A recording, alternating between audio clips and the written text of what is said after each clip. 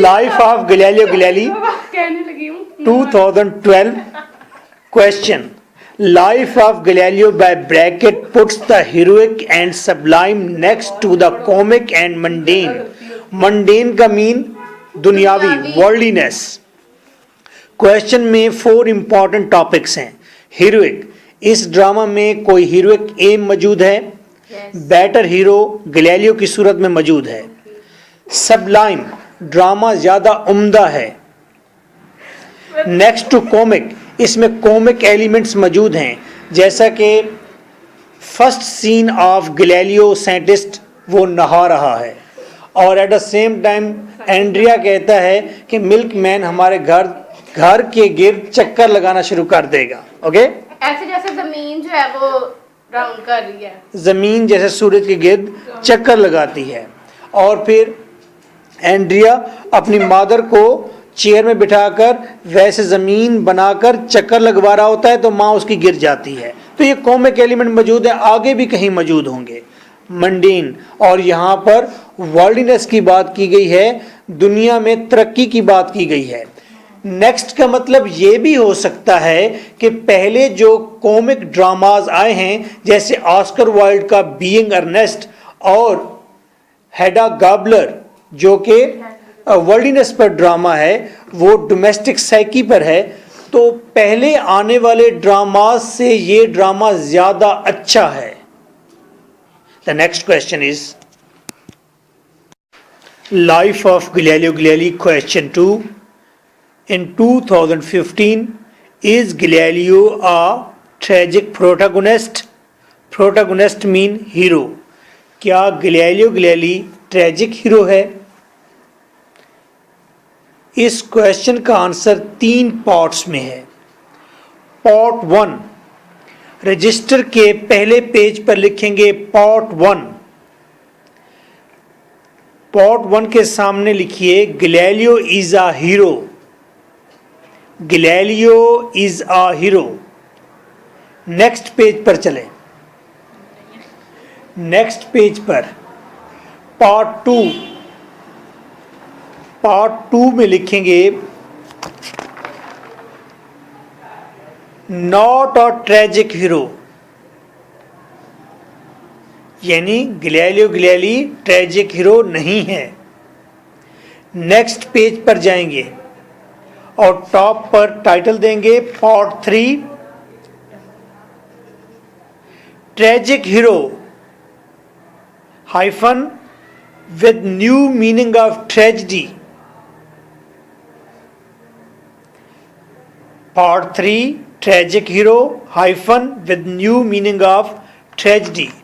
तो हमारी बहस पहले पार्ट में हम डिस्कस करेंगे इन 3 पैराग्राफ्स के गैलीलियो गैलीली हीरो है.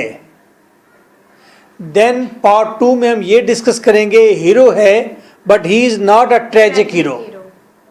पार्ट 3 में हम डिस्कस करेंगे हाँ न्यू मीनिंग ऑफ ट्रेजेडी के मुताबिक ही इज अ ट्रेजिक हीरो, और यही हमारा कंक्लूजन होगा. टोटल पॉइंट्स 12 हैं. मीन टू से 12 पैराग्राफ आप बनाएंगे. Part 1 Galileo is a hero. First paragraph में आपने एक कोट लिखना है. Unhappy is the land comma that breeds no hero. Inverted commas close. Unhappy is the land that breeds no hero. नीचे लिखेंगे next line no Andrea colon 2 नुक्ते यानी कि फिर inverted comma start. Unhappy is the land that needs a hero close. Inverted commas close. 2 lines आप highlight करके लिखेंगे exam में पॉइंटर के साथ, ब्लैक पॉइंटर से। क्या है 2 lines? Unhappy is the land that breeds no hero. No Andrea, unhappy is the land that needs a hero. First line Andrea ने कही, उस वक्त कही जब गैलीलियो ने रेकेंट किया। तो एंड्रिया ने कहा अनहैप्पी इज द लैंड, बदबख्त है वो सरजमीन, दैट ब्रीड्स नो हीरो, जो हीरो पैदा ना कर सकी। Galileo you are not a hero, तुम हीरो नहीं हो, तुम वहां पर रेकेंट करके आ गए हो, सरेंडर करके आ गए हो। तो ये ज़मीन बदबख्त है कि ये आज तक कोई हीरो पैदा नहीं कर सकी। You are not a hero. जवाब देता है उस्ताद, कहता है नो एंड्रिया, नहीं Andrea, unhappy is the land that needs a hero, बदबख्त है वो सरजमीन जिसे हीरो की ज़रूरत होती है। मैं हीरो ही हूँ, इस बदबख्त ज़मीन के लिए बचकर जिंदा वापस आ गया हूँ। ये ज़मीन बदबख्ती, मुझे पता था कि इसको मेरी ज़रूरत है और मैं ही हीरो हूँ, इसीलिए मैं रेकेंट करके मैं ज़िंदा आ गया हूँ। तो ये लाइंस, ये फ़िलासफ़ी आप इसके नीचे अपनी इंग्लिश में लिख देंगे, ये एक हेल्दी पैराग्राफ बन जाएगा इस कोट के नीचे। क्लियर? कि गैलीलियो कहता है कि yes he is a hero, क्योंकि उसने रेकेंट किया है, इस ज़मीन को उसकी ज़रूरत थी। पैराग्राफ 2, गैलीलियो सेज, गैलीलियो कहता है comma, he did not recant out of calculation, that he did not recant, उसने इसलिए रिकेंट नहीं किया आउट ऑफ कैलकुलेशन, कि उसने ये कैलकुलेशन कर रखी थी, that he would be more good, कि वो मज़ीद अच्छा काम करेगा, टू प्रोग्रेस अलाइव, जिंदा रहकर तरक्की के हवाले से, then dead, मरकर वो ये काम नहीं कर सकता था। जी दोबारा सुनिए, he did not reckon out of calculation that he would be more good to progress alive than dead, THAN, then। Galileo कहता है कि उसने इसलिए रेकेंट नहीं किया कि वो जिंदा रहकर तरक्की के लिए ज़्यादा काम करेगा बजाय इसके मर के।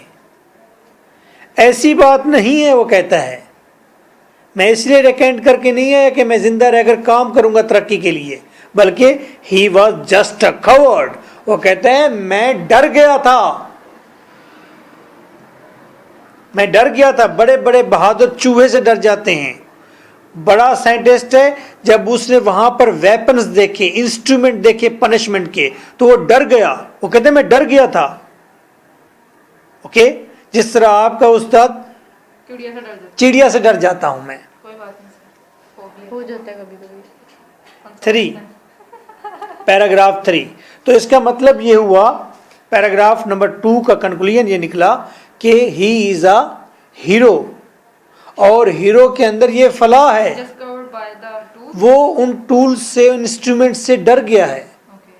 ओके, ये एक फलाह है उसका। He is a man, human being, not a देवता। यस सर, जब इसने ये ड्रामा लिखा है ना ब्रैकेट ने जी, सर, ये तो फ्ला वाली जो चीजें हैं तो एरिस्टोटल ने कहा हुआ है ना, उसने रूल दिए हुए हैं, तो सर ये तो बिल्कुल उसके अगेंस्ट है, ये उसके रूल को फॉलो नहीं करता, तो फिर उसमें कैसे फ्ला आ सकता है कि वो कवर्ड? मॉडर्न रियलिटी को तो फॉलो कर रहा है ना। कुछ चीजें रह जाती हैं और होती हैं, डिनाई मुकम्मल नहीं कर सकते।